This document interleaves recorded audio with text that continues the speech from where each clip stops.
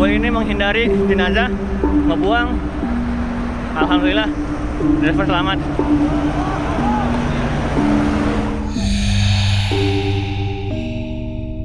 Kalau udah masuk hutan lindung, jangan sampai ente berhenti. Adapun trouble, jangan sampai keluar mobil. Ayo, wah kita evakuasi. Jangan dulu, jangan sembarangan. Meskipun kita bawa ambulan, ada tata caranya untuk mengevakuasi jenazah yang ada di dalam tol. Jangan sampai nih kita niatnya nolongin jenazah itu malah petaka, kecelakaan untuk diri kita sendiri gitu kan. Ada sebuah center bang, center itu kan, center. Oh iya benar. Jadi kepalanya di sini, misalkan nih bang, di sini badannya tuh ya kisaran 100 meter, 50 meter lah. Misah bang.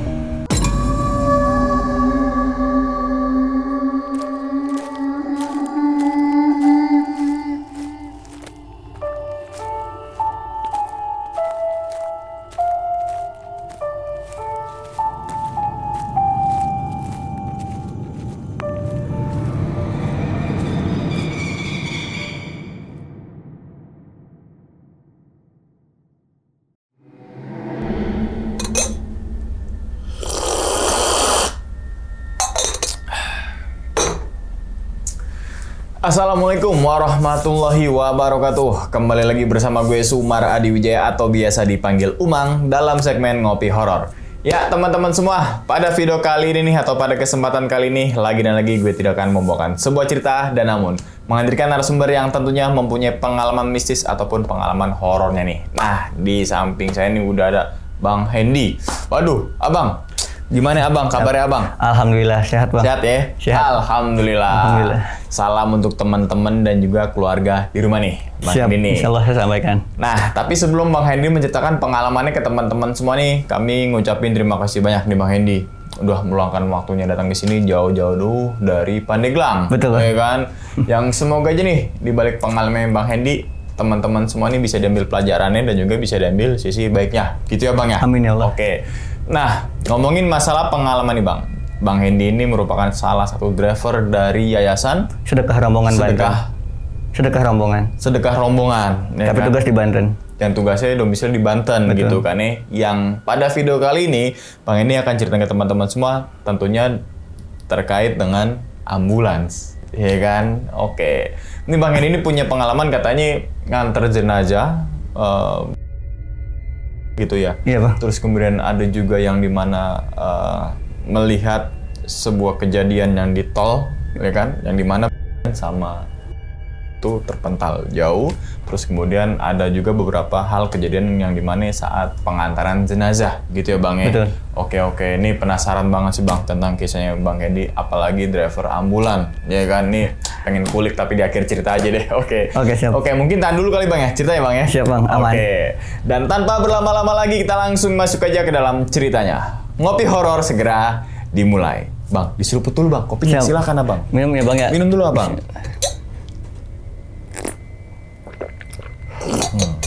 Mantap kan? Kayak gerimis-gerimis gini ya kan, Benar. kopi. Oke. Udah siap nih Bang Hendy buat cerita ke teman-teman ya? Siap. Siap, oke. Langsung aja kita sikat.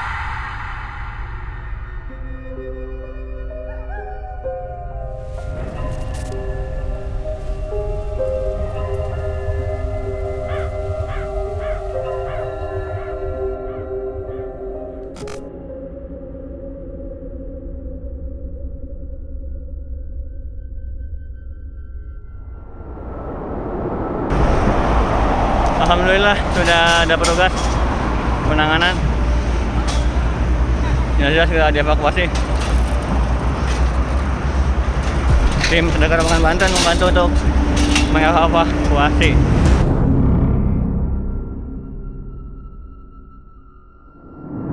Jadi awal mula tuh ketika saya kenapa bisa jadi supir ambulan tuh, saya tuh pernah mengalami di mana saya pernah koma om.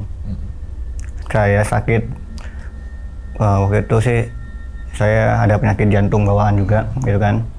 Saya dioperasi, dibebas, sudah ditambal jantung saya, itu kan saya mengalami koma.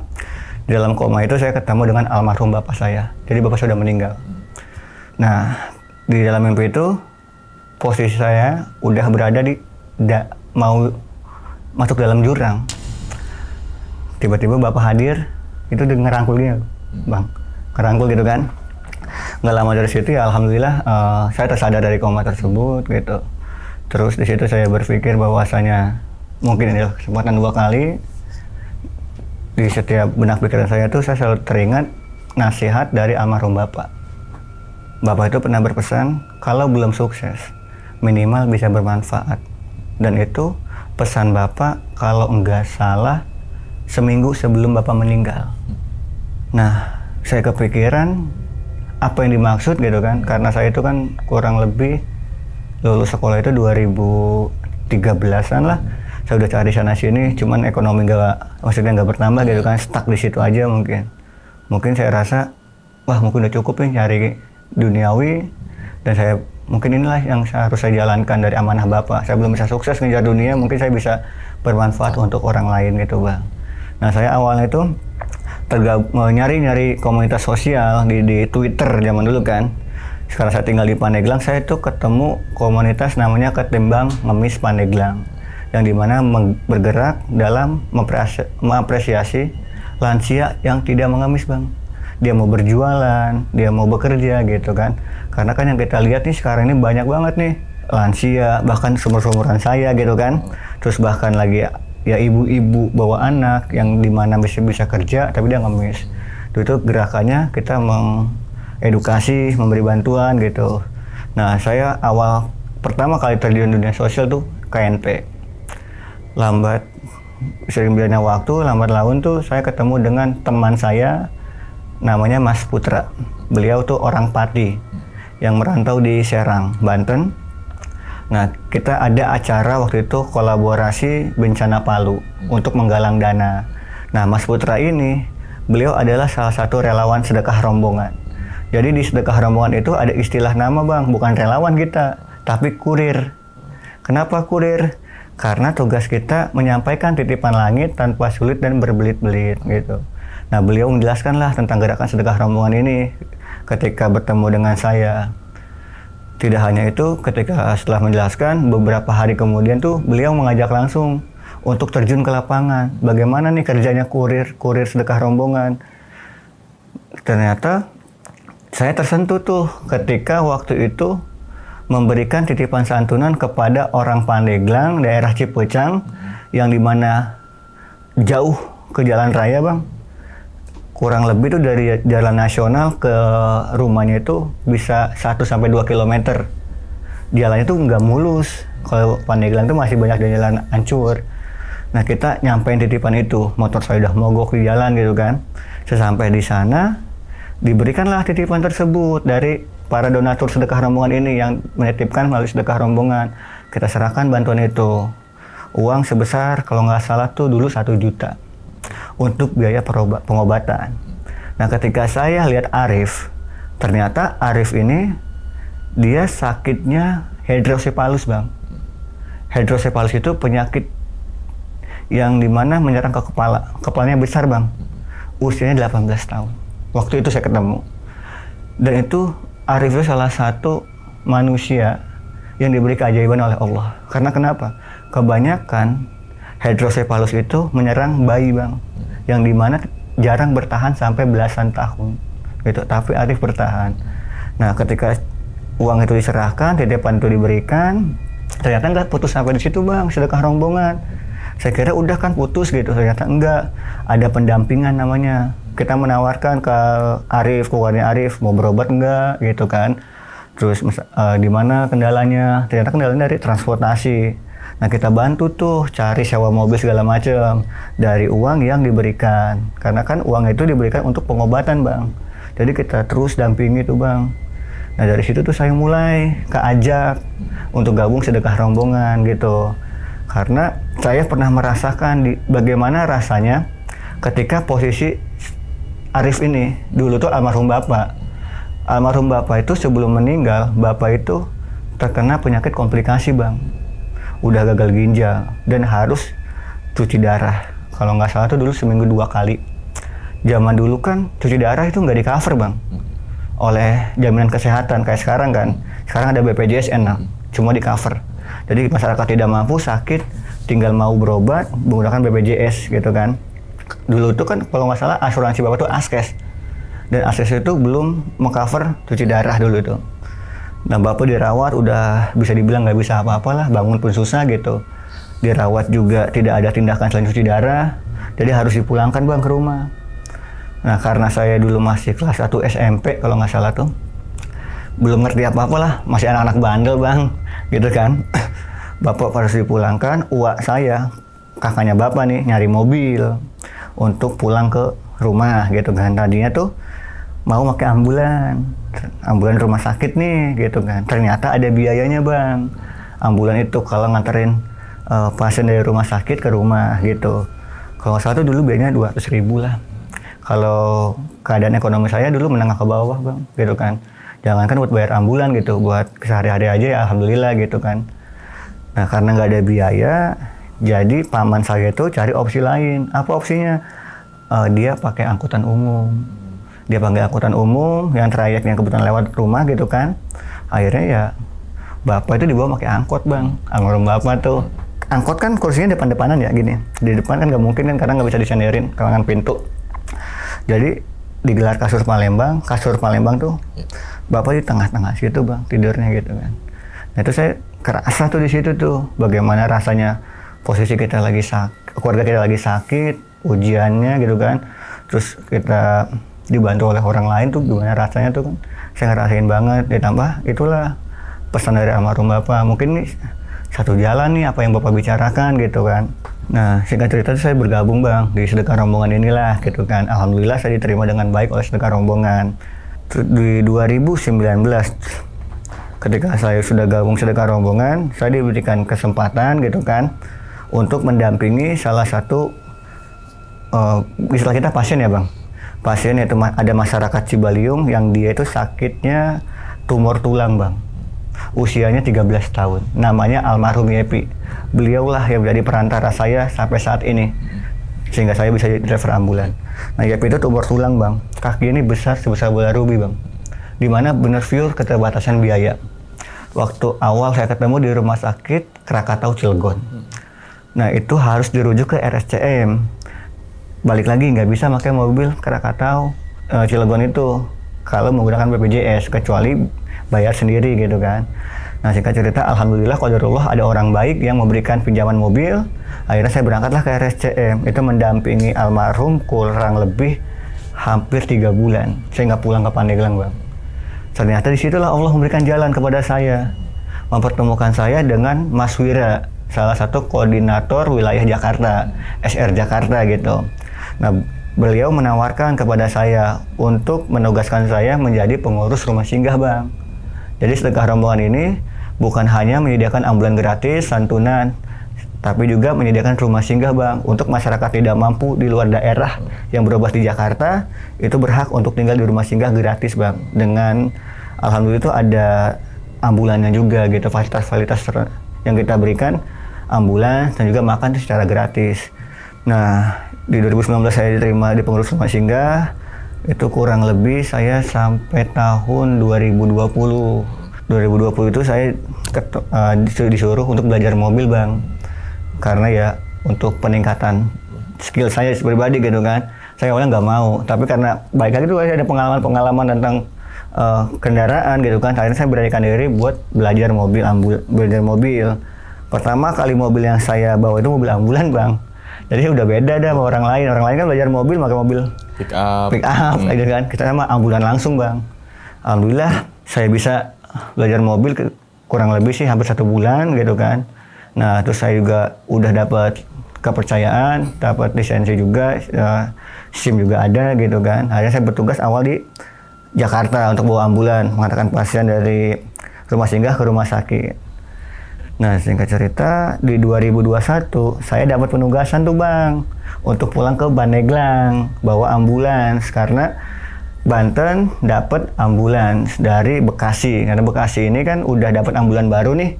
Jadi ambulan lamanya itu dialihkan ke daerah lain. Kebetulan rezekinya ada di Banten dan saya tugaskanlah untuk pulang ke Banten. Nah disitulah mulai tuh pengalaman-pengalaman yang saya dapat. Ya mungkin ya sedikit cerita-cerita horor lah gitu bang ya. Dari situ awalnya gitu bang. Di waktu itu tahun 2022 sih ya, apa 2023 gitu yang paling berkesan tuh kehidupan saya tuh ketika saya dapat telepon dari salah satu rekanan bahwasannya ada jenazah di Balaraja yang harus diantarkan ke Krui gitu.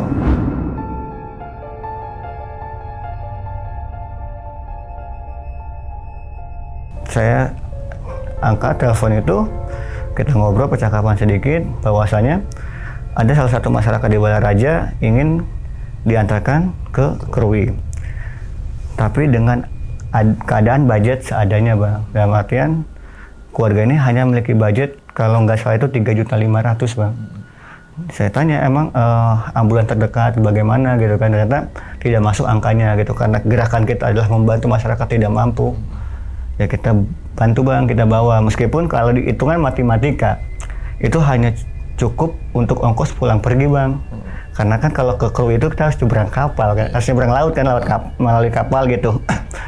Nah itu telepon jam 2, akhirnya saya terkonek oleh keluarganya, nggak pakai lama kita berangkat langsung. Nah jadi ambulan sedekah rombongan ini kita juga bisa mengantarkan jenazah dan juga orang sakit.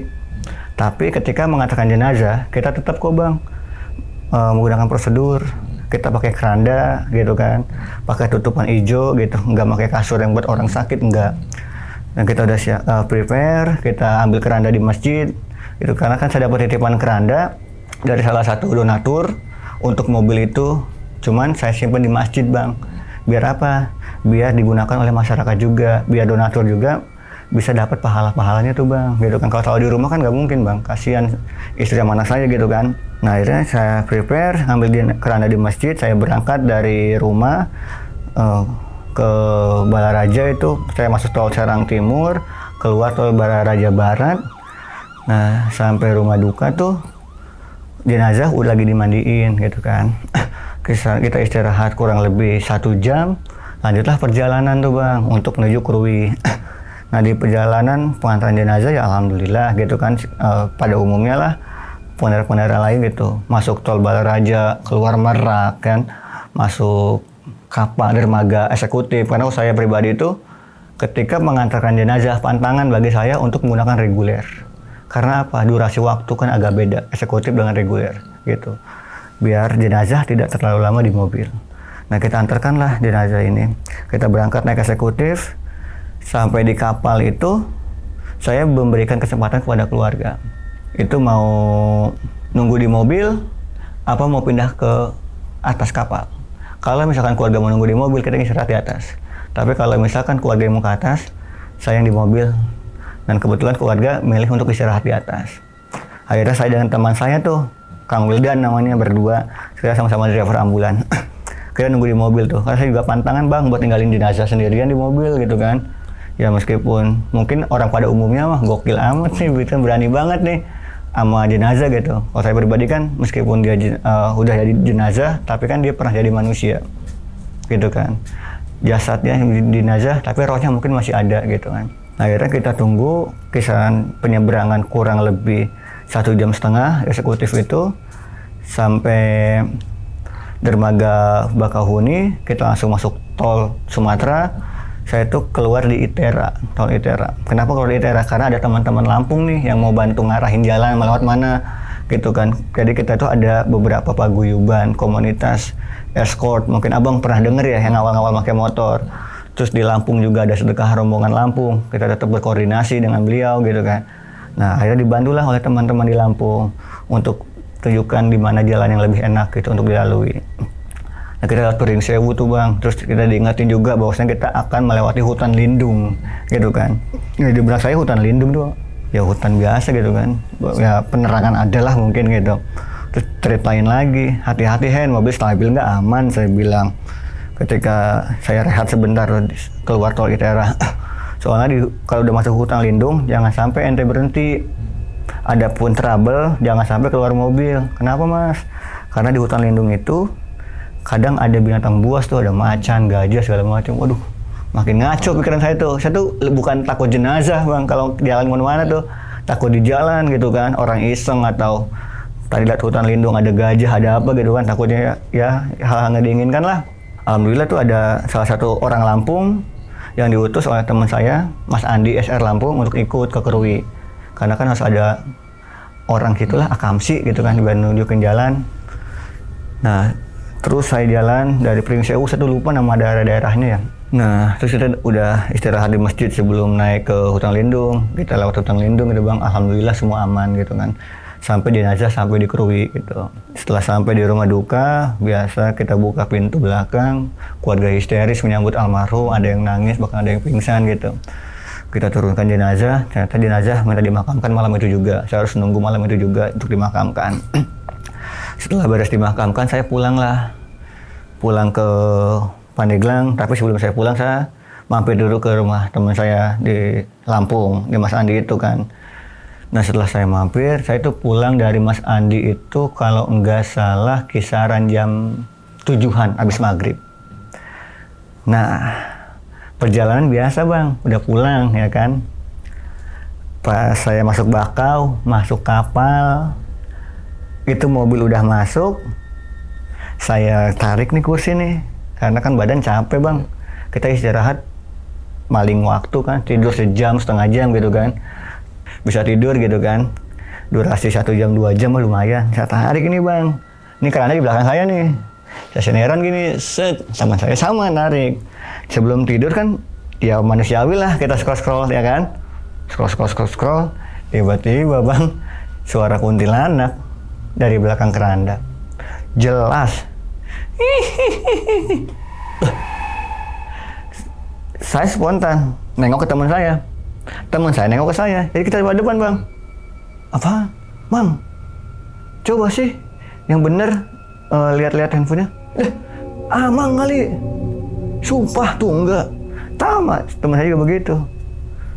Berarti penasaran kita turun ke belakang. Cari nggak ada apa-apa bang. Kita buka tuh keranda, pintu ya kan. Kita buka tuh keranda. Ya, udah dengan keberanian aja bang. Karena bagi saya hantu itu hanya sugesti bang, sebelum dia nampak ya, jangan sampai minta-minta nampak mah gitu kan.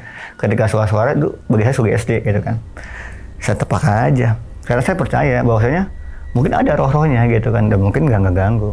Bu, saya mau pulang, udah, kalau misalkan ibu mau ikut jangan di mobil saya deh, cari aja, saya mau istirahat, saya bilang gitu. Kalau misalkan ibu nggak ikut ya udah turun, mumpung di Bakau nih, dan udah ke bawah aja. Susah nganterinnya. Udah tuh bang, saya tutup lagi. Alhamdulillah nggak ada lagi gangguan-gangguan itu gitu. Jadi ya hal-hal itu sih saya percaya ada, hal-hal gaib itu ada. Apalagi selama saya di Ambon ada gitu. Nah selang beberapa waktu tuh bang, saya dapat telepon dari ibu-ibu, diminta tolong bahwasanya untuk mengantarkan putrinya yang meninggal karena itu usianya masih banget remaja bang, kurang lebih 15 tahun lah, masih sekolah gitu kan. Emang sebelumnya saya dapat info tuh dari media sosial, ada gadis remaja yang meninggal di kosan karena putus asmara gitu kan. Coba kan saya nggak kepikiran nih bakal saya nganterin bang gitu kan, karena ada tim Inavis juga yang awalnya yang membantu evakuasi dari TKP menuju rumah sakit. Nah ternyata di rumah sakit saya ditelepon sama keluarganya. Ibunya nelpon minta tolong antarin jenazah ke Sukabumi, Pelabuhan Ratu. Tapi keluarganya tidak memiliki biaya yang cukup. Saya bilang ya bismillah, berangkat aja. Kurang lebih bensin dari Pandeglang ke Sukabumi itu 400.000. Kita nontol. Kenapa? Karena kalau dari Pandeglang ke Sukabumi itu paling dekat jalur bayah bang. Kalau kita lewat tol nih muter kan, harus ke Bogor, ke Ciawi gitu kan. Makanya saya ambil jalur bayah. Alhamdulillah keluarganya juga berkenan kita antar gitu kan. Terus kita jemput jenazah itu di rumah sakit.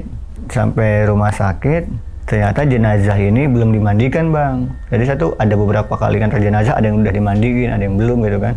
Ini jenazah belum dimandiin bang. Bahasa kita masih kotor gitu kan. Masih pakaian yang terakhir dia dipakai gitu. Cuma kan pas di kamar jenazah itu hanya divisum bang. Sempat keluarganya juga minta untuk diotopsi gitu kan. Coba kan balik lagi dari rumah sakit, gimana inafisnya, juga gimana keluarga gitu kan. Otopsi itu kan nggak butuh waktu sebentar, butuh waktu lama. Akhirnya setelah diskusi mungkin keluarga minta tidak diotopsi, langsung dibawa pulang tuh bang, belum dimandikan. Nah kita jemput tuh bang, waktu itu saya jalan jam setengah 12 malam bang, dari Pandeglang. Kalau nggak salah malam Jumat juga kebenarannya.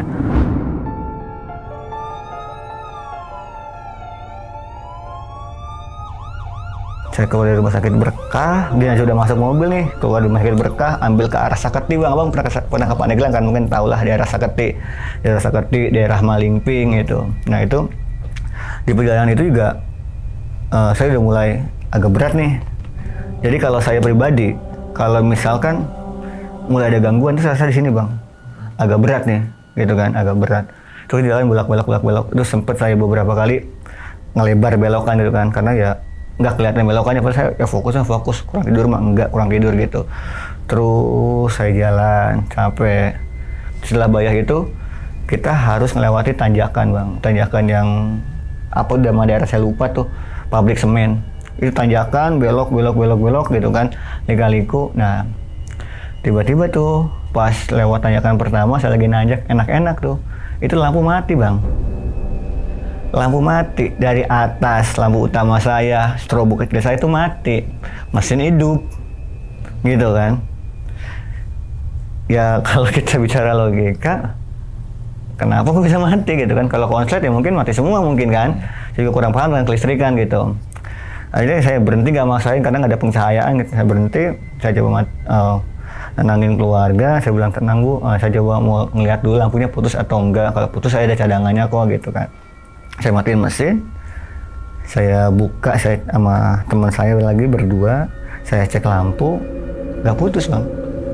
Saya tutup lagi, starter lagi, nyala lagi si lampunya. Alhamdulillah jalan lagi. Begitu lagi bang, sampai 3 kali kejadian tuh. Terus pas terakhir saya turun mobil, saya berdoa, Bismillah ya Allah, mudahkanlah pengantaran jenazah almarhumah.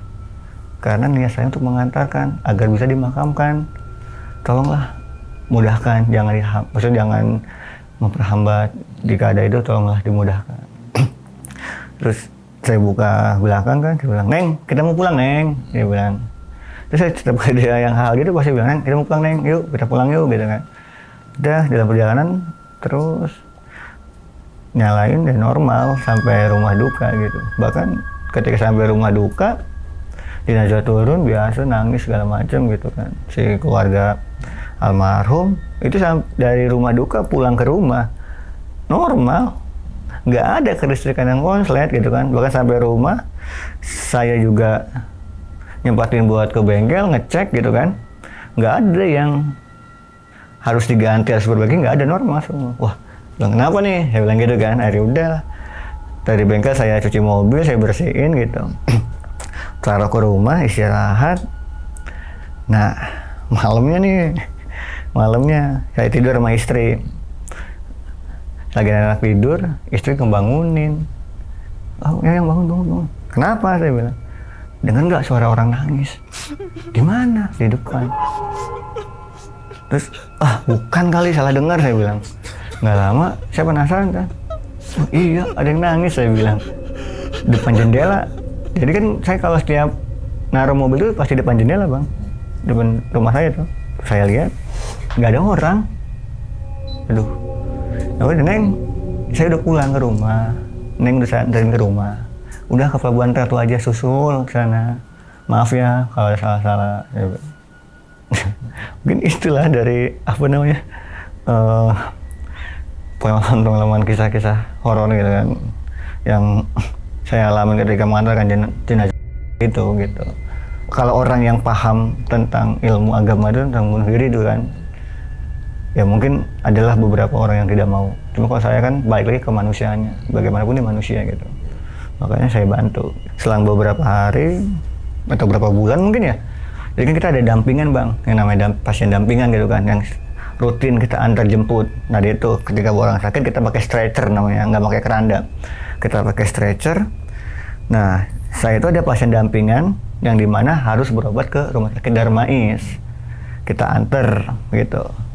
Dari rumah pasien tuh kalau nggak salah daerah Menes apa ya kalau nggak salah itu kan. Kita anter ke Darmais, sampai Darmais ternyata pasien harus dirawat bang. Jadi kita harus nunggu nih di Darmais kan, nunggu kasur kita nih. Biasanya tuh kalau misalkan kita bawa pasien ke Darmais, pasien itu harus dirawat melalui IGD, itu biasanya kasur ambulan kita tahan nih. Jadi saya itu sampai Darmais itu berangkat dari rumah itu kisaran jam 10, jam 11 sudah sampai Darmais, jam 11 atau jam 12 lah, jam 12 sampai Darmais. Nah, pasien masuk IGD jam 1, ya kan kita nunggu tuh kasur sampai jam 5-an. Nah, nggak lama teman saya ngabarin, dia juga mau ke Darmais, sama bang, pakai mobil SR juga. Alhamdulillah di Pandeglang itu ada 2 mobil ambulans sedekah rombongan yang insya Allah bisa bantu masyarakat. Teman saya ngabarin tuh mau ke Darmais juga. Nah, kita janjian ketemuan di sana Darmais. Setelah bed saya keluar jam 5, teman saya juga sampai Darmais nih udah selesai juga kan.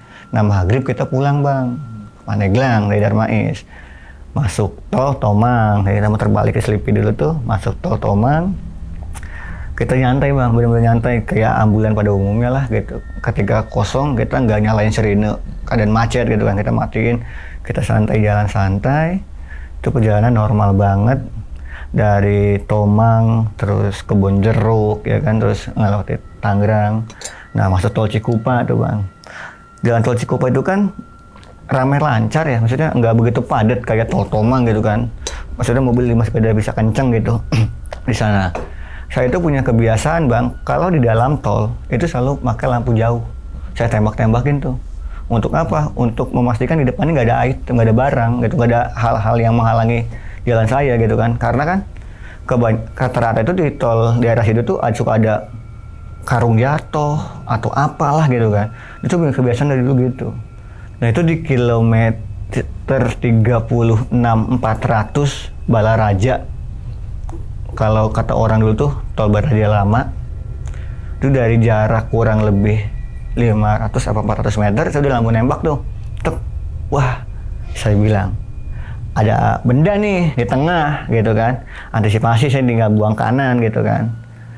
Begitu teman saya depan nih, saya di belakang nih ring-ringan. Nah, udah jarak 100 meter 200 meter teman saya masang lampu hazard. Ambil kanan, set. Saya langsung ikut kan, saya udah tahu nih, udah ada benda. Pas saya ambil kanan, itu saya lihat tubuh manusia bang. Yang nggak tahu datangnya dari mana gitu kan, entah itu ketabrak atau nyebrang loncat atau apalah, nggak tahu. Terus saya ngeliat tubuh manusia, keadaannya tuh begini nih. Nah, akhirnya refleks bang, karena saya biasa di jalan gitu kan. Terus saya langsung ambil sen kiri, ambil bahu jalan. Teman saya di depan juga ikut gitu kan, bahu jalan. Akhirnya teman saya mundur, saya turun.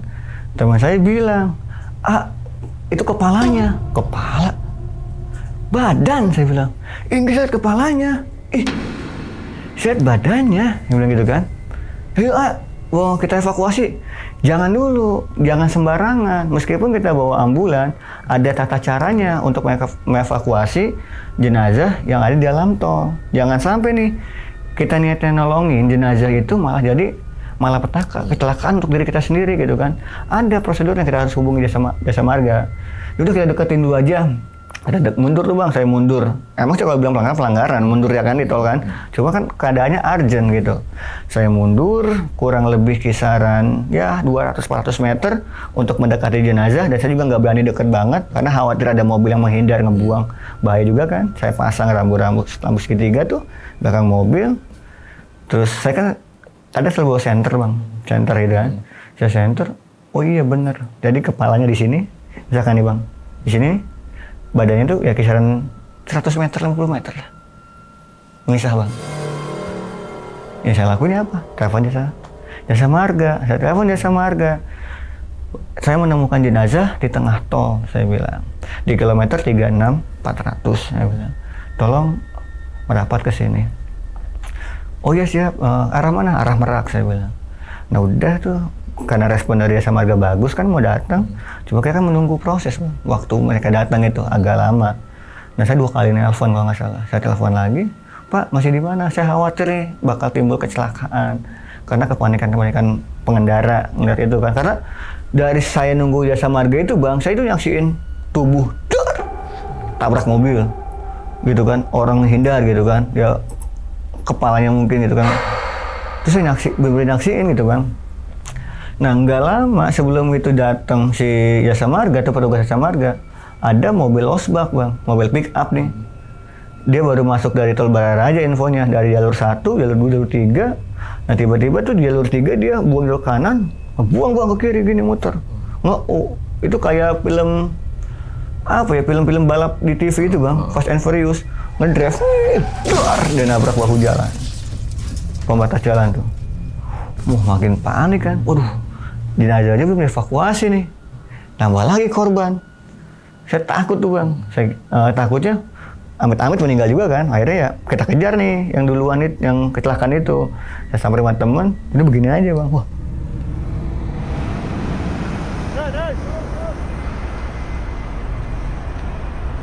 Mobil ini menghindari jenazah, ngebuang. Alhamdulillah, driver selamat. Ayo mundur, terus! Ada sirahnya? Sirah. Saya nggak berani pegang kan, karena takut ada sidik jari tertinggal gitu kan. Saya main gitu, apa kursi mungkin. Alhamdulillah dia masih sadar bang, masih kaget gitu. Kenapa? Kepala. Iya kepala. Udah turun nggak? Bisa aman. Kita kasih minum kan, dia minum besok gitu.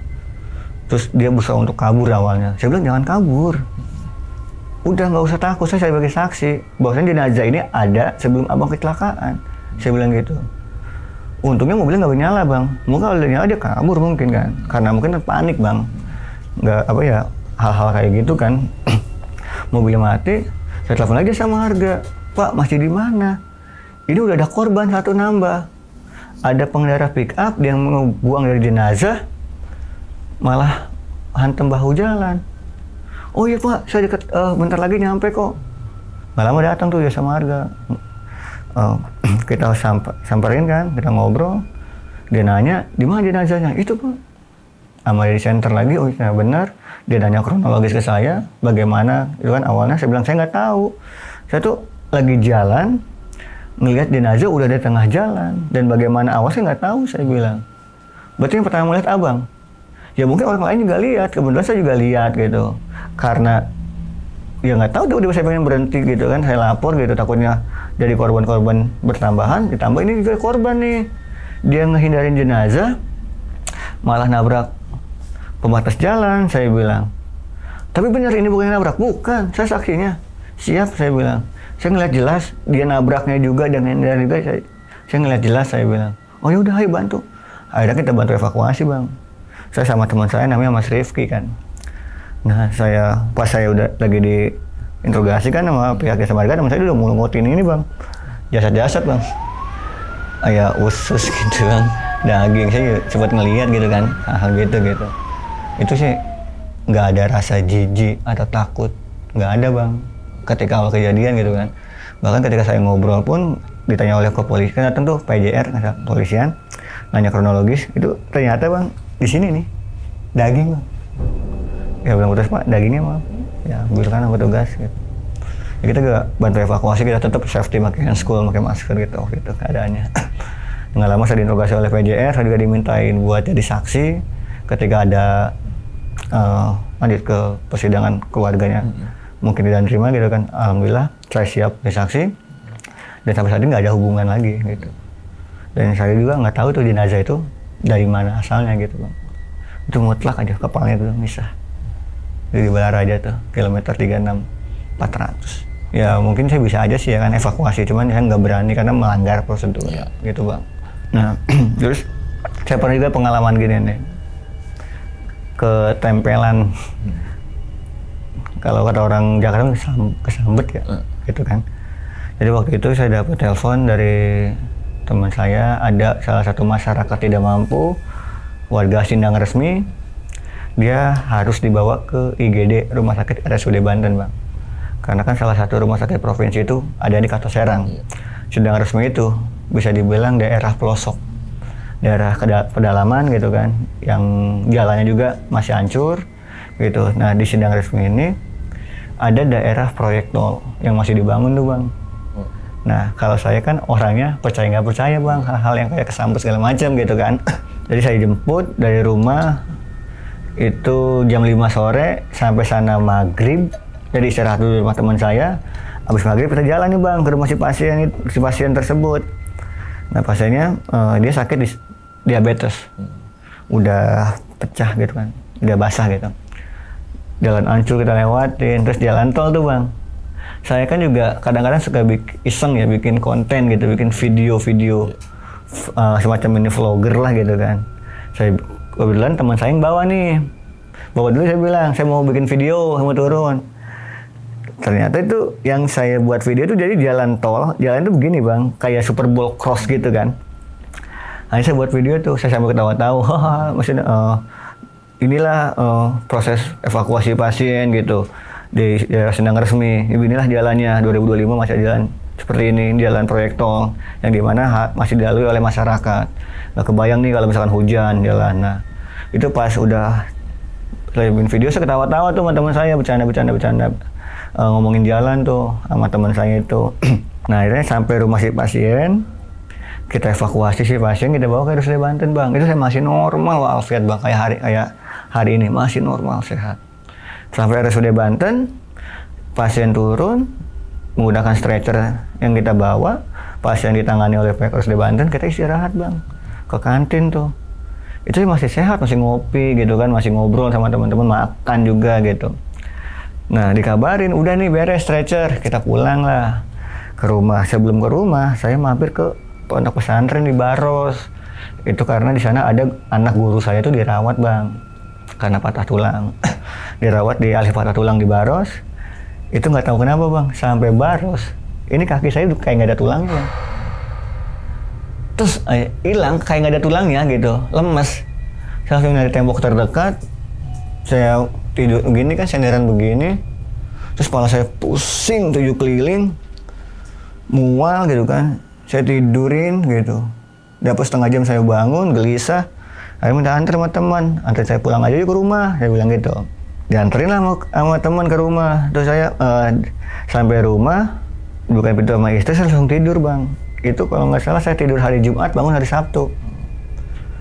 Nah badan masih nggak enak nih, masih gereges-gereges gimana gitu kan. Akhirnya hari Sabtu tuh istri ngontekin teman saya gitu kan, untuk bawa saya nih ke IGD bang. Karena kayak saya masih kurang fit gitu kan, demam juga ada, batuk nggak ada batuk deh kalau nggak salah gitu. Pokoknya pusing kelayangan gitu kan masih. Istri saya ngobongin teman-teman saya tuh buat dibawa ke IGD bang. Saya kan meskipun di medis, maksudnya sering nganterin orang-orang sakit gitu. Saya juga takut bang masuk rumah sakit, takut disuntik sama gitu. Akhirnya saya masuk ke IGD, lemas gitu kan, diperiksa sama perawat, diambil darah, ya mau nggak mau kan diinfus sampai IGD kan, diinfus. Saya diambil darah, itu cuma 2 jam bang kalau nggak salah. Hasil darah normal, nggak ada sakit gitu. Tapi ini berat, kepala pusing gitu kan. Sampai ada temen bilang, ya udah nanti saya ke rumah mau dirajah. Tau gak bang rajah? Ya kayak ngeluarin hal gitu kan. Besoknya temen ke rumah tuh pagi-pagi. Pas dateng ya ngopi biasa. Ngopi, teman saya minta dibuatin kopi pahit. Bikin kopi pahit, saya buatin lah istri saya kopi pahit. Itu belum apa-apa udah sendawa bang. Udah kontak kali batinnya sama yang di sini, yang ngeganggu saya gitu kan. Akhirnya ya dia minta saya buat balik badan, punggungnya kan, balik punggung saya, kasihin. Dia baca-baca sama dia, baca-baca surat-surat gitu kan. Itu langsung, ya kayak dia berkelahi sama makhluk astralnya bang gitu. Tapi alhamdulillah setelah dilakukan hal itu, besoknya tubuh saya fit normal biasa. Oh, saya baru tahu kesambet begini rasanya gitu. Dari situlah saya nggak berani macam-macam, ngomong sembarangan gitu. Mungkin itu sih bang pengalaman-pengalaman saya bisa bagikan bang hari ini. Diminum dulu silakan, Bang Endi. Siap bang. Kopinya.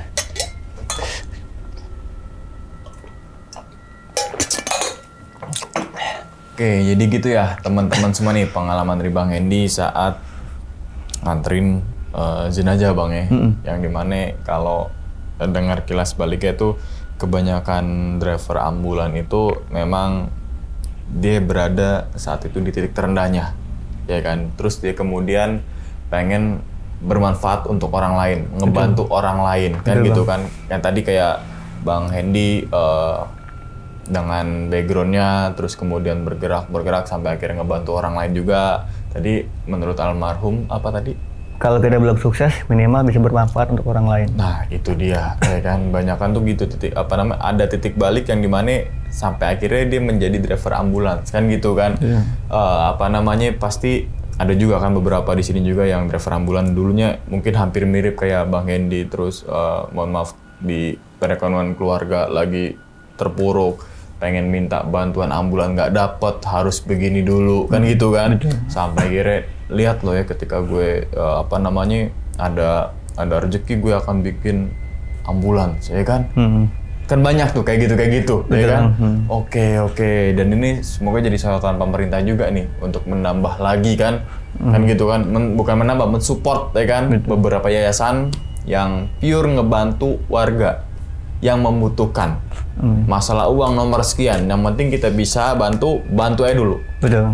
Tanpa mikir ya kan, kelamaan. Ya kan? Iya, Bang. Jadi satset lah gitu kan. Siap. Ya. Oke. Berarti awal mula jadi driver ambulan tuh relawan dulu. Relawan dulu, Bang. Oke, kebanyakan driver ambulan tuh relawan dulu emang, ya kan? Iya, kebanyakan mungkin. Ya. Kebanyakan tuh begitu terus lama-kelamaan hati dia tergerak. Alhasil ya tadi kemanusiaannya makin tumbuh. Jadilah seorang driver ambulan. Yang kebanyakan mungkin nih, banyak orang memandang sebelah mata driver ambulans, ya kan, justru dia adalah garda paling terdepan. Betul. Untuk masalah kesehatan dan sebagainya. Betul, Bang. Kalau nggak ada ambulans kita pakai apa? Nah, iya itu. Ya kan? Dan jangan sampai ada lagi yang dimana butuh ambulans terus pulangnya pakai angkutan umum. Betul. Kan gitu Bang ya? Iya. Jangan dikit-dikit tweet baru ada nih unitnya. Betul. Janganlah gitu ya kan? Oke. Ini tadi jadi relawan, sering berjalan waktu, belajar dulu ambulan, udah bisa bawa mobil, terus pasti ada pelatihan-pelatihan. Ada, Bang. Ya kan? Gimana cara penolongan pertama. Betul. Ketika ada laka lantas jangan asal angkat, betul, kan ya. Iya. Ketika tabrakan jangan ngerumunin dan sebagainya, itu kan banyak lah. Banyak juga orang yang awam mungkin ketika ada tabrakan atau ada apa di jalan, mungkin jiwa kemanusiaan ini muncul. Tapi kurangi pengetahuan tentang pertolongan pertama. Betul. Misalnya ada tergeletak asal angkat, amit-amit dia patah tulang, diangkat yang asal makin parah. Gitu kan Bang ya? Betul. Nah itu jadi bukan berarti wah biarin aja, nggak gitu ya kan? Nah. Oke, nih gue suka nih driver ambulans tuh. Oke. Terus kemudian nih Bang, pertanyaannya gini dulu deh. Setiap driver ambulans ini selalu gue tanya gini Bang, lebih suka nganter jenazah atau bawa pasien? Jenazah Bang, saya pribadi. Tuh kebanyakan jenazah ya.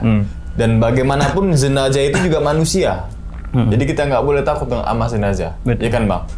Iya nggak? Iya. Iya kan? Kan banyakan juga orang, wah jenazah takut nih. Dia kan manusia juga. Betul. Dia bukan hewan, dia bukan jin, ya kan? Iya. Manusia juga sama kayak kita. Iya. Gitu. Sukanya antar jenazah? Antar jenazah. Kenapa? Karena kan udah jelas ya, salah satu kewajiban kita yang hidup untuk membantu yang sudah meninggal. Dari proses pemulasaran, ya bisa dibilangkan dari jenazah ini meninggal, kita harus bantu untuk memandikan, mengkafani, menyolatkan, dan juga mengantarkan sampai pemakaman, Bang. Gitu. Kenapa saya lebih suka antar jenazah? Karena saya tuh selalu berpikiran gini, kalau saya menolak pengantaran jenazah karena angka, saya takut ketika saya meninggal nggak ada yang mau nganter, Bang. Nggak ada yang mau ngurusin, Bang. Iya. Itu sih, Bang, yang saya pikirkan dalam pikiran saya gitu. Ladang pahala, Bang. Bismillah. Insya Allah, amin. Gitu ya. Oke, nah terus kemudian emang kebanyakan driver yang antar jenazah lintas provinsi sukanya ketika ada jenazah gitu kan, ketimbang orang sakit, pasien gitu. Bukan kita ngebelakangin enggak? Iya enggak, tapi lebih nyantai di jalan gitu kan Bang ya katanya. Kalau saya sih lebih ke situ Bang, kepikiran tadi saya bilang tadi kalau Abang, siap kalau saya kan beda-beda ya gitu ya. Saya takut tuh kalau misalkan saya meninggal nggak ada yang nganter Bang, kalau saya nolak pengantar jenazah. Kalau orang sakit kan mungkin masih banyak nih opsi-opsi lain. Kalau belum parah-parah amat dia masih bisa pakai mobil kayak mobil pribadi gitu kan, gitu. Oke. Nah, terus kemudian nih nganter jenazah sampai lintas provinsi, lintas pulau juga Bang. Di mana tadi Ke Krui, Sumatera. Krui, Sumatera. Pesisir Barat Lampung. Pesisir Barat Lampung, yang Krui itu dekat Pelabuhan Perwis itu ya? Pulau apa itu? Gue lupa, gue pernah ke situ ya. Kalau nggak salah sih sebelum perbatasan Bengkulu deh. Bengkulu, iya. Nah, ke situ kan kalau pihak keluarganya di atas kapal, Abang Di mobil. nungguin jenazah. Begitupun sebaliknya, Iya. kalau pihak keluarga di mobil nungguin jenazah, Abang istirahat di atas, gitu kan nih. Emang harus kayak gitu apa gimana? Kalau Andy pribadi sih, Andy mengharuskan seperti itu kalau Andy pribadi gitu kan, karena tadi itu kan pantangan untuk meninggalkan jenazah sendirian. Kenapa ya? Karena jenazah juga tadi kan pernah hidup. Iya, manusia juga gitu kan. Nah, balik lagi, coba bayangin kalau misalkan Hendy meninggal diantar, terus ditinggalin sendiri gitu. Aja. Kan jasadnya aja Bang yang nggak ada. Kita nggak tahu rohnya. Apakah masih ada di mobil atau enggak gitu. Dan di mobil pun Hendy sharing dengan mengaji gitu kan. Baca ayat suci Al-Quran gitu untuk menemani jenazah tersebut gitu. Oke. Dan ini juga mungkin teman-teman semua, mungkin banyak juga nih relawan-relawan juga kan gitu kan, pasti punya kisahnya masing-masing. Gitu kan, yang dianggap horor itu sebenarnya bukan setan ya, Bukan, Bang. tapi kalau tadi dengar ceritanya Bang Hendy, yang horor itu ketika tadi di tol ada satu jenazah tuh sebenarnya. Ya kan? Kalau horor mah ya mungkin itu tadi kata Abang bilang tuh sugesti. Kita kecapean habis bawa jenazah gitu kan. Gitu kan. Sugesti kali. Semakin kita wah tuh kuntilanak makin nampak dia. Ya kan, karena sugesti kita udah kuntilanak. Betul. Ya kan, biarin aja lah, udahlah. Jin mah jin dah, setan mah setan dah. Iya. Ya kan? Itu. Tapi yang lebih horor tuh sebenarnya yang tadi di jalan tol tuh. Oke, sekarang kita bahas yang di jalan tol nih Bang. Siap. Ya kan? Abang pernah nggak pas misalkan lagi pulang habis antar pasien, antar jenazah, terus kemudian ada laka lantas, secara nggak sengaja, terus abang bawa korban itu selain yang meninggal di tol itu? Kalau di tol sih belum pernah Bang. Belum pernah. Dan misalkan itu terjadi, boleh nggak ambulan yang ketika ngelintas diberhentiin untuk bawa itu, atau mungkin dari jasa marga sendiri atau gimana? Kalau setahu Andy ya, mungkin kan ada beberapa perspektif teman-teman kan, beberapa informasi teman-teman juga gitu. Kalau sepengetahuan Andy, ketika emang kita ketemunya di tol, itu kita harus menempi dulu gitu kan, kasih tanda bahaya, lampu segitiga atau apa gitu. Itu sebelum evakuasi, kita tuh jangan dulu evakuasi sebelum jasa marga datang. Atau PJR datang, polisi datang yang berkewenangan. Nah, kalau misalkan, wah mungkin kata orang-orang, kelamaan keburu meninggal. Nah, itu bisa kita evakuasi dengan ada saksi mata Bang, sebelum kita evakuasi nih. Jangan sendirian Bang. Atau misalkan ada beberapa orang yang minta tolong buat video, terus kita tandai nih si korban ini, kita semacam bawa alat pewarna kayak pilok gitu kan. Nah, kita tandai nih alatnya. Nah, kalau misalkan jenazahnya masih bisa berkomunikasi, maksudnya si korbannya masih bisa berkomunikasi gitu kan, kita tanya nih, ada nggak kepatah tulangan di mana, bagian mana, ada rasa sakit bagian mana? Betul. Gitu ya. Nah, kita di mana? Karena kan bahasa kita faktur. Kalau misalkan di sini itu kita harus ini dulu Bang, kita paling lurusin, kita harus gip dulu gitu kan, pakai kalau di mobil ada gip ya kita gip dulu gitu. Jadi nggak boleh main gotong aja Bang, yang tadi Abang bilang. Ada itunya, gitu. Ada pelatihannya, betul. Ada bekalnya ya. Betul. Ada pengetahuan. Betul. Iya. Makanya sih harapan saya tuh seharusnya BHD itu, bantuan hidup dasar itu, yang dimana menangani penanganan kecelakaan itu seharusnya tuh bukan cuma supir ambulan doang Bang. Seharusnya masyarakat umum nih diajari itu dari mana? Dari pendidikan dasar Bang. Iya. Kalau misalkan bisa dibilang SMP lah, SMA terus jadi metode pembelajaran Bang. Iya, atau SD mungkin kan? Atau SD mungkin bisa, gitu kan. Kan ada ekstrakurikuler nih zaman kita sekolah itu kan, mungkin ditambahin PMR nah gitu kan. Betul. Nah makanya kalau ada ekskul yang PMR jangan dianggap remeh tuh. Betul Bang. Iya kan? Betul. Bisa masuk situ. Itu karena penting banget Bang. Apalagi kalau bisa ngebantu orang tuh nanti tuh. Iya. Secara nggak sadar. Betul. Karena faktor misalkan di leher nih, itu kalau misalkan kita salah angkat nih, tanpa ilmu yang kita punya nih, itu malah bisa jadi korban meninggal. Iya, soalnya sini kan banyak saraf ya. Betul Bang. Iya kan? Aku yang ini aja patah aja dulu pernah patah, angkatnya salah itu sakit banget. Nah, ditekuk satu orang. Betul. Gitu kan. Iya. Jadi kan badan kan bentuk U gitu kan. Nah, Ini kan seharusnya kan sejajar diangkat 3 orang atau 4 orang terus gitu kan ya. Oke, ini masukan yang bagus juga. Jadi untuk yang bantuan hidup dasar ya. betul. Apa tadi? BHD. Ya, BHD itu nggak cuma driver ambulan saja, sepakat Betul. sih. Iya. Jadi semua orang tuh ketika ada laka lantas, dia bisa menangani lebih cepat Iya. dan tepat. Betul. Ya kan, jangan cepat aja tapi nggak tepat caranya. Nah, itu, kan Bang. gitu kan. Iya. Sama kayak kalau pemadam kan udah masuk ke RT gitu Nah, kan ya. iya. Ada api, gasnya begini Nah, gitu kan ya. Ini juga penting nih. Harusnya ya. itu. Harusnya. Cara- Itu digang gubrak gitu kan. Nah. Jangan dulu. Nah, ya kan Iya. kita jadi tahu tuh. Betul. Iya, jangan sok tahu ya Iya, kan. kayak penanganan pendarahan kan, di mana pendarahannya gitu, bagaimana cara pendekat pendarahan, jangan main gotong darah masih ngalir aja kan, kadang-kadang ada yang kadang kan begitu. dorong ikat aja. Iya. Tapi nggak tahu ngikatnya di mana. Nah, ya kan. Karena kepanikan tadi itu, Bang. Kepanikan itu Betul. asal jadinya. Oke, nah terus kita yang di tol itu Bang ada satu jenazah ya. Cewek apa cowok Bang? Coba Bang. Cowok. Oke. Kan gini Bang. Logikanya gini Bang. Ketika ada sebuah kejadian, apalagi situ ada jenazah yang di tengah tol. Betul. Jalur berapa? Jalur 1, 2, 3, 4.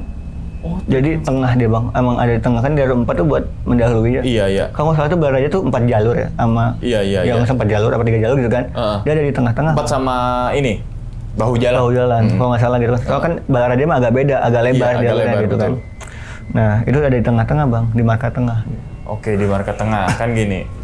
Biasa ada situ ada kejadian, pasti kan ada aja tuh bekas rem di jalanannya ya. Ada bekas beton baru ketabrakan putih banget tuh. Betul. Kelihatan kayak kapur-kapur atau apanya tuh. Terus ada kayak mungkin spakbor atau apanya lah yang nggak tahu amburadul. Situ ada gak? Kalau dari pengereman, saya nggak ngeliat sih Bang. Nggak ngeliat. Oke, Iya, berarti jalan tuh bersih. Bersih. Kayak seakan-akan nggak ada kejadian. Kayak nggak ada kejadian aja gitu. Ya nggak tahu, saya emang Yang nggak menurut- fokus ke jalan gitu kan. Apa fokus ke jenazah? Cuman yang saya lihat tuh nggak ada Bang. Nggak ada. Kayak bekas pengereman. Terus Iya. jenazah pun udah hancur Bang. Oke. Gitu. Oke, nah ini jadi dugaan saya jadi gini Bang, itu bukan orang yang kayak laka lantas, orang nyebrang ketabrak lari, ceker. Nah, saya juga berpikiran seperti itu. Asumsinya kayak gitu. Betul. Juga tuh. Jadi kan kalau bicara itu, saya juga ada pemikiran ada 2 hal Bang. Satu, orang menyeberang. Ya, Karena di Balaraja ini itu banyak banget orang nyebrang Bang. ya.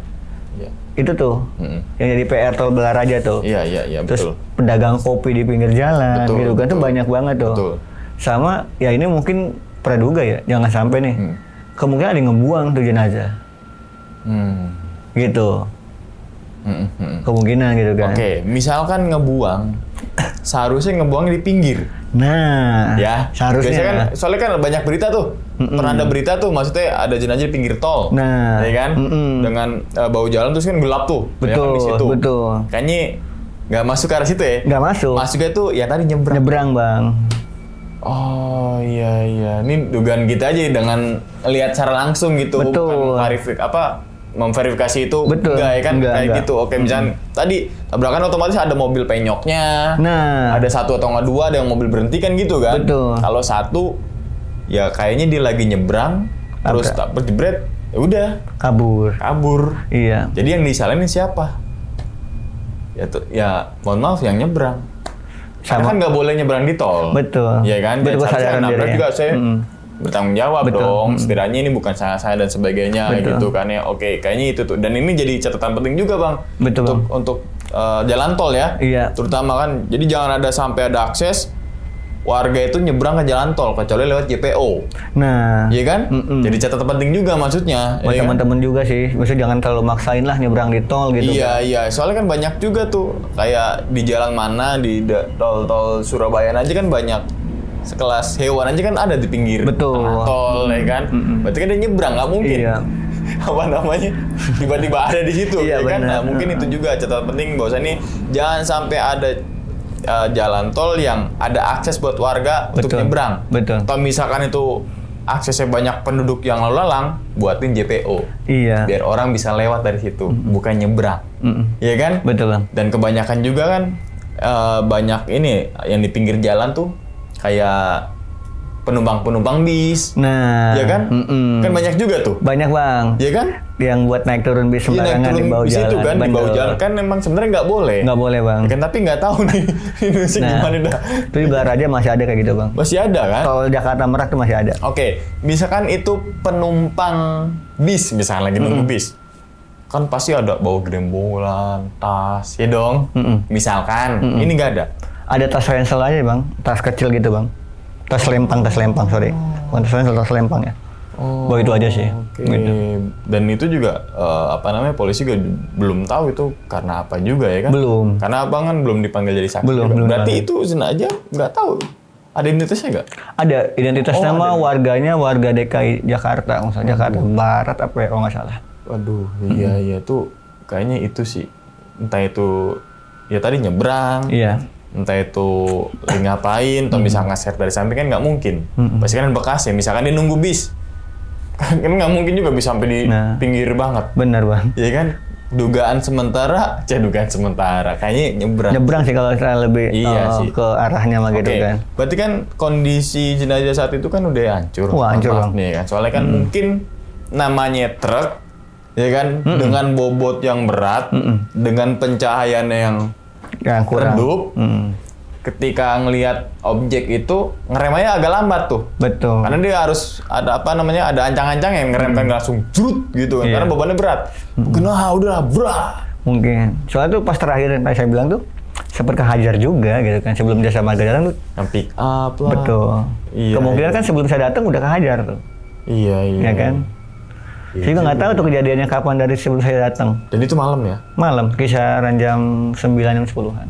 Oke, mungkin kalau keadaan jenazah udah kayak gitu, mungkin abang bukan yang ngeliat pertama. Mungkin yang Betul. sebelumnya udah tapi nggak ada yang nelpon kayak jasa Iya. marga gitu kan. Terus kemudian karena abang kondisi lagi bawa ambulans dan abang sebagai driver ambulans, langsung tuh jiwa kemanasan, minggir langsung. Dah, Refleks aja bang benar. iya kan? Kan ke situ tuh. Tanpa sadar abang jiwa kemanasan langsung truk, udah. Nggak banyak, apa itu ya? Kayaknya orang deh, udah 1 kilo tuh lewat. Iya. Apa ya? Kebanyakan ngobrol nih, nggak langsung berhenti, set gitu kan. Iya kan, misalkan abang nggak langsung nepi dan nggak langsung nelpon jasa marga, mungkin udah nggak tahu kayak apa itu. Nggak tahu bang, nggak tahu dia evakuasi atau enggak. Iya, beruntung lah. Oke, jadi banyak banget pengalaman Bang Hendy sebenarnya, tapi kita cuma minta beberapa itu aja yang banyak ada pelajarannya gitu. Siap. Kan ya. Dan kan gini Bang, ada yang mana katanya nih driver ambulans itu gagal bertugas kalau pasien yang di dalam mobil itu meninggal. Betul. Betul itu Bang. Betul, Bang. Nah, Abang pernah ngalamin nggak kayak gitu amit-amit? Pernah sih bang. Tapi nggak sampai itu kan, maksud kritis apa? Meninggal di dalam mobil. Meninggal dalam mobil. Pernah. Di perjalanan. Di perjalanan pulang tapi bang ya, bukan perjalanan ke rumah sakit gitu. Pulang dari rumah sakit mau ke rumah. Iya. Oh. Jadi itu awalnya gini, tadi kan saya tadi ceritain, kita kan ada dampingan pasien. Kebetulan nih pasiennya pasien dampingan kita bang. Nah, pasien ini udah kita anterin nih ke rumah sakit Darmais sebelumnya gitu kan, udah dirawat juga, ditangani. Karena kondisinya terus menurun gitu, keluarga yang telepon saya nih untuk dijemput pulang paksa bang. Jadi kalau di rumah sakit itu ada pulang yang diakses oleh rumah sakit, dinyatakan membaik, ada yang pulang atas permintaan sendiri bang. Iya. Nah, waktu itu saya ditelepon untuk mengantarkan pasien pulang atas permintaan sendiri. Nah, kita buat surat-suratan tuh bang, kesepakatan dan antara kedua belah pihak, saya dan keluarga. Karena kondisinya itu emang pasien sedang kritis. Gitu. Akhirnya saya jemput, gitu kita bawa oksigen 2 tabung gitu kan. Karena emang kita waktu itu cuman punya 2 tabung oksigen yang tersedia gitu. Kita buat 2 tabung oksigen, sampai rumah sakit saya ngobrol dengan perawat, bagaimana ya bismillah, semoga selamat sampai rumah. Nah gitu, terus bawanya juga jangan terlalu barbar lah, istilahnya jangan terlalu kenceng gitu kan, karena juga pasien butuh kenyamanan gitu kan. Dengan standarnya kita di dalam tol itu ya kisaran 100 sampai 120 km gitu kan.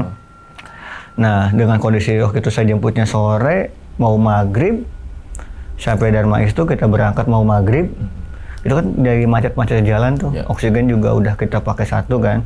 Nah pas masuk kebun jeruk, masuk lewat kebun jeruk saya lupa tuh, udah mulai habis tuh bang, satu tabung oksigen. Saya minta tolong teman saya nih buat ganti.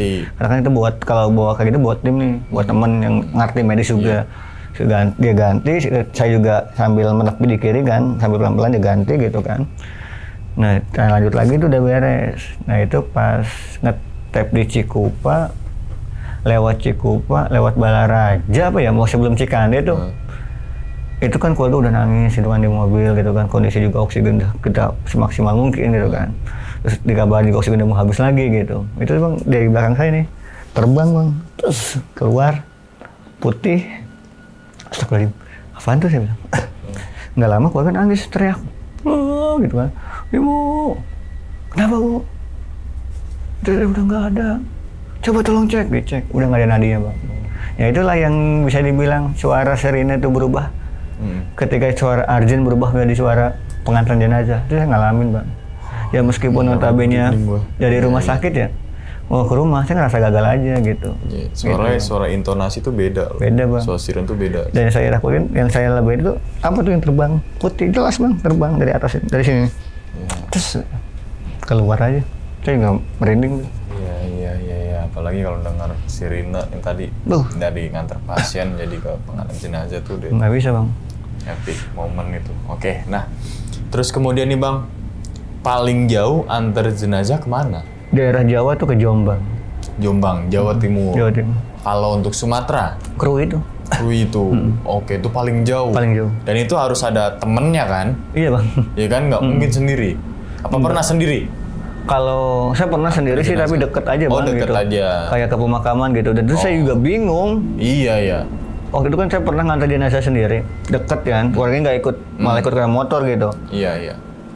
Keluarganya bilang, di makamnya di depan kok deket. Saya ada perempatan. Terus saya bingung nanya ke siapa kalau ngantar sendiri ya kan. Iya, harus masa bisa nanya sama jenazah, Pak makamnya di mana? Coba Pak, turun dulu Pak. Nggak mungkin ya kan? Iya. Coba tanya tuh, tanya no. Karena abang kalau turun nggak bisa, kan bawa mobil. Iya. Dia juga turun nggak bisa. Nah itu, kan? pada kabur ntar yang ada. Kabur ntar ya kan nih. Jadi harus ada temennya. Harus ada temennya kan? Kalau minimal keluarga yang minimal keluarga, iya. Saya sih lebih baik nggak punya, maksudnya nggak dianterin teman dari saya gitu kan. Tapi ada keluarganya pas nganterin bang gitu. Tapi kalau view sendiri nggak ada teman, saya nggak mau. Maksudnya nggak ada dari keluarga, saya nggak mau. Meskipun saya bawa teman gitu, saya nggak mau. Iya. Karena itu pengalaman saya, bingung bang. Bingung dan pasti ada SOP-nya juga gitu kan ya. Tetap patuhnya ke SOP gitu kan ya. Mau gimana pun SOP, kalau bisa berdua. Ya kan? Kalau sendiri ya tadi kalau deket-deket dan nggak nyampe ruwet gitu. Sendiri juga ruwet juga kan. Ruwet bang. Ruwet kan. Oke. Nah terus kemudian nih bang, paling jauh ke Sumatera, perbatasan Bengkulu Lampung ya. Iya. Terus kemudian paling ini kan Jombang gitu kan ya. Dan memang setiap perjalanan itu kan pasti ada pengalaman. Betul. Ya kan. Pengalaman ada baiknya, ada buruknya. Yang buruknya biarin, ambil baiknya, kan gitu kan. Oke, tapi sebelum ditutup nih videonya, ini untuk ngingetin ke teman-teman semua, barangkali mohon maaf banget tetangga kalian atau saudara kalian, mohon maaf banget, yang butuh ambulans, ya kan, di wilayah mana aja bang? Pandeglang, Serang, Rangkas, Banten lah ya. Banten. Bisa langsung. Ada Instagramnya? Ada bang. Apa itu? @sedekah rombongan Banten. @SR Banten. SR Banten, iya. ya kan? TikTok juga ada kita. TikTok juga ada. Langsung aja hubungin, misalkan butuh bantuan, butuh antar ke rumah sakit, atau dari rumah sakit ke rumah, atau mohon maaf banget antar jenazah, gitu kan. Langsung aja hubungin tuh untuk wilayah Banten dan sekitarnya. Iya. Dan misalkan bukan wilayah Banten, ada juga tuh domisili yang lain. Ada. Gitu kan, langsung cari aja lah, ubek-ubek lah gitu kan. Pasti ada SR aja, SR mana, gitu kan, langsung tuh teman-teman langsung hubungin kapanpun dan dimanapun, ya kan? Jam berapapun dilayani, ya kan? 24 jam setengah bang. 24 jam setengah, ada lagi dari setengahnya. Oke, pokoknya kita doakan nih semoga SR atau sedekah rombongan makin banyak cabangnya, amin. makin banyak unitnya. Amin. Ketika banyak unit, banyak cabang, otomatis kan banyak kebantu lagi warga nih, gitu kan ya. Oke bang, tapi sebelum ditutup nih bang videonya, kira-kira bang ini punya pesan nggak nih untuk teman-teman semua yang nonton di rumah nih? Kalau ketika misalkan di jalan ada ambulan gitu loh, kasih edukasi bang tentang ambulan. Ya untuk teman-teman pengguna jalan, tolonglah beri kita jalan, beri kita kepercayaan ketika ada suara ambulan, entah itu pengantaran, entah itu penjemputan, atau urgent bahasa teman-teman kan, pengantaran jenazah, tolong beri kita jalan. Karena apa? Karena di dalam mobil ambulan ini kita sedang mengantarkan entah itu pasien yang harus dibawa ke rumah sakit segera dengan kondisi gawat darurat, entah itu kita harus ngejemput pasien di rumah dan harus diantarkan, dan juga entah kita kan mengantarkan jenazah gitu. Bukannya kita nggak mau macet, karena ambulan ini hak prioritas nomor 2. Dan insya Allah kita driver ambulan tidak akan melanggar aturan, dan artinya tidak akan menggunakan sirine ketika kosong, pure kayak misalkan mau ke mall, ngapain liburan gitu. kan, liburan gitu, nggak bakal, insya Allah nggak bakal. Saya pribadi juga nggak akan, karena resiko supir ambulan itu paling besar adalah kematian, Bang. Paling besar. Nggak ada yang tahu kita berangkat sehat pulang nggak dalam keadaan kayak gimana, gitu, Bang. Makanya tolonglah kasih kita kepercayaan ketika di jalan, tolong berikan jalan, menepi sedikit aja. Jangan nunggu insiden dulu, viral dulu, baru gitu. Oke, pokoknya kalau di jalan ada spion, lihat spion, ada warna merah, klip gitu kan, minggir aja. Karena kan itu pasti damkar dan juga ambulan. Betul. Itu kan kendaraan prioritas banget nomor 1 tuh. Gitu 1-2. Terus kemudian misalkan teman-teman semua nggak tahu itu sirine bawa pasien, antar pasien, bawa jenazah, jemput pasien. Yang penting ada sirine, dengar suara sirine, ada merah-merah klip gitu kan di belakang. Walaupun masih jauh, minggir. Jangan nunggu deket dulu. Nah, Ya kan, karena kadang nunggu deket tuh. Satu mobil belakang kita baru minggir tuh. Iya, betul. Ya kan? Langsung minggir aja dulu. Betul. Gitu kan. Kecuali terus ada sirine lagi tutut pok gitu kan. Wah, biru nih, jangan. Kemudian si dia apa kan gitu kan. Kan banyak kan, soalnya kan banyak yang serobo-seroboan gitu kan. nah, iya, Bang. Ngapain ngasih jalan dia? Mendingan gue ngasih jalan ambulan sama damkar. Betul. Ya kan, karena kan dari warnanya kan merah. Urgent ya kan. Oke. Ya wis. Siap. Kita doakan nih, semoga Bang Hendy dan juga SR ini makin maju Bang ya. Amin. Terus kemudian makin banyak orang yang bisa ditolong gitu kan, untuk Bang Hendy sendiri. Kita doakan juga nih lancar usahanya Bang, rezekinya Bang, panjang umur, sehat selalu Bang. Amin. Oke, dan begitu juga dengan teman-teman semua yang lagi nonton di rumah nih. Oke. Amin. Dan ingat ya teman-teman semua, cerita dari Bang Hendy ini bukan untuk nakut-nakutin ya teman-teman semua ketika menjalani sebuah kehidupan ataupun yang lainnya, tapi ambillah sisi positifnya dan buang sisi buruknya. Sekian dulu pada video kali ini, dan nantikan video-video gue berikutnya. Hal gaib itu muncul ketika sugesti kita buruk. Wassalamualaikum warahmatullahi wabarakatuh. Selamat beristirahat. Bang Hendy, terima kasih banyak ya. Sama-sama. Alhamdulillah. Bungkus.